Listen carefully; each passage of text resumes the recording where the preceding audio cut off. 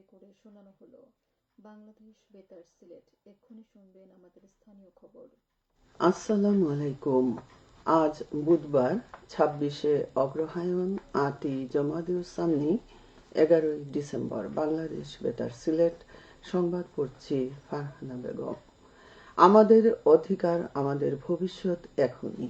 এই প্রতিপাদ্যকে সামনে রেখে সারা দেশের মতো সিলেটে গতকাল পালিত হয়েছে বিশ্ব মানবাধিকার দিবস। দেশের বিভিন্ন মানবাধিকার সংগঠন মানববন্ধন, আলোচনা সভা সহ নানা কর্মসূচির মাধ্যমে দিবসটি পালন করেছে। 1948 সনের 10ই ডিসেম্বর জাতিসংঘের উদ্যোগে ফ্রান্সের রাজধানী প্যারিসে সংস্থার সদস্য রাষ্ট্রগুলোর সর্বসম্মতিক্রমে সর্বজনীন মানবাধিকার সনদ গৃহীত হয়। এরপর থেকে বিশ্বব্যাপী জাতিসংঘ সদস্য রাষ্ট্রগুলো যথাযথ মর্যাদায় দিবসটি পালন করে আসছে। এদিকে দিবসটি উপলক্ষে আলোচনা সভা অনুষ্ঠিত হয়েছে সিলেটে। মহানগরীর সারদা হলে এনজিও এথনিক কমিউনিটি ডেভেলপমেন্ট অর্গানাইজেশনের উদ্যোগে আলোচনা সভা অনুষ্ঠিত হয়। এতে প্রধান অতিথি ছিলেন অতিরিক্ত পুলিশ কমিশনার মাসুদ রানা। এ উপলক্ষে পথনাটক প্রদর্শন অনুষ্ঠিত হয়।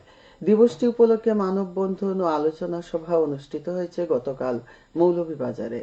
চৌমোহনা চত্বরে মানববন্ধনে বিভিন্ন মানবাধিকার সংগঠনের নেতাকর্মী সহ বিভিন্ন শ্রেণী ও পেশার ব্যক্তি অংশ নেয়।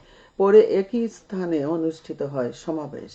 অ্যামনেস্টি ইন্টারন্যাশনাল ও হিউম্যান রাইটস ফোরাম যৌথভাবে এর আয়োজন করে। জেলার শ্রীমঙ্গলেও এ উপলক্ষে র্যালি ও আলোচনা সভা অনুষ্ঠিত হয়। শহরে মৌলভীবাজার সড়কের লেবার হাউসে আলোচনা সভা অনুষ্ঠিত হয়।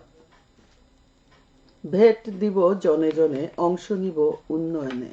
এই প্রতিপাদ্যকে সামনে রেখে সারা দেশের মতো সিলেটেও গতকাল পালিত হয়েছে জাতীয় ভেট দিবস। জাতীয় রাজস্ব বোর্ড এনবিআর ভেট দিবস উদযাপনের জন্য বিভিন্ন কর্মসূচি পালন করছে। আন্তর্জাতিক পর্বত দিবস আজ। প্রকৃতির অপরূপ দান পাহাড় পর্বত সুরক্ষা করে প্রাকৃতিক পরিবেশের ভারসাম্য রক্ষায় সচেতনতা সৃষ্টির লক্ষ্যে দিবসটি পালিত হয়। পার্বত্য এলাকার মানুষের জীবনমান উন্নয়ন ও টেকসই ভবিষ্যতের গুরুত্বের কারণেও এ দিবসটি বিশ্বের প্রতিটি দেশে সমান গুরুত্বপূর্ণ।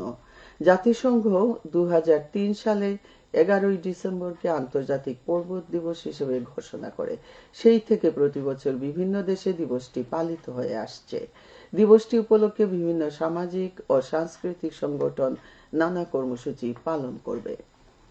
গতকাল ছিল 10ই ডিসেম্বর সিলেটের বিশ্বনাথ মুক্ত দিবস। 1971 সালের এই দিনে পাকিস্তানি হানাদার বাহিনীকে পরাজিত করে মুক্তিযোদ্ধারা তৎকালীন থানা সদর নিজেদের দখলে নেয়। মুক্তিযোদ্ধা কমান্ডার এম এ নূর সহ অন্যান্য মুক্তিযোদ্ধারা আনুষ্ঠানিকভাবে জাতীয় পতাকা উত্তোলন করে বিশ্বনাথ মুক্ত ঘোষণা করেন। পরদিন রামসুন্দর স্কুল মাঠে অনুষ্ঠিত হয় মুক্তিযোদ্ধা জনতার বিজয় সমাবেশ। এ উপলক্ষে বিভিন্ন কর্মসূচি পালিত হচ্ছে। সারা দেশের মতো সিলেটেও গতকাল থেকে শুরু হয়েছে অর্থনৈতিক শুমারি। এ উপলক্ষে নগরীতে বের করা হয় র্যালি। সকালে জেলা কালেক্টরেট থেকে র্যালি বের হয়ে নগরীর বিভিন্ন সড়ক প্রদক্ষিণ করে কেন্দ্রীয় শহীদ মিনারে শেষ হয়। র্যালির উদ্বোধন করেন সিলেটের জেলা প্রশাসক মুহাম্মদ শের মাহবুব মুরাদ।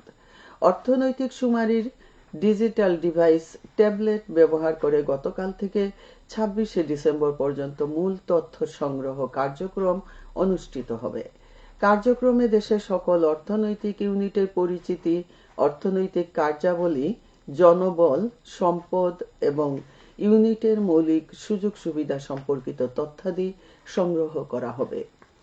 সিলেটের জেলা প্রশাসক মোহাম্মদ শের মাহবুব মুরাদ বলেছেন, যে কোনো সমস্যায় জনগণ যাতে সবার উপরে স্থান পায় সে লক্ষ্যে সবাইকে কাজ করতে হবে। তিনি গতকাল দুপুরে সিলেটের বিশ্বনাথ উপজেলার বিভিন্ন দপ্তরের কর্মকর্তা, জনপ্রতিনিধি, সাংবাদিক, রাজনৈতিক নেতৃবৃন্দ ও সুধীজনের সাথে অনুষ্ঠিত মতবিনিময় সভায় একথা বলেন।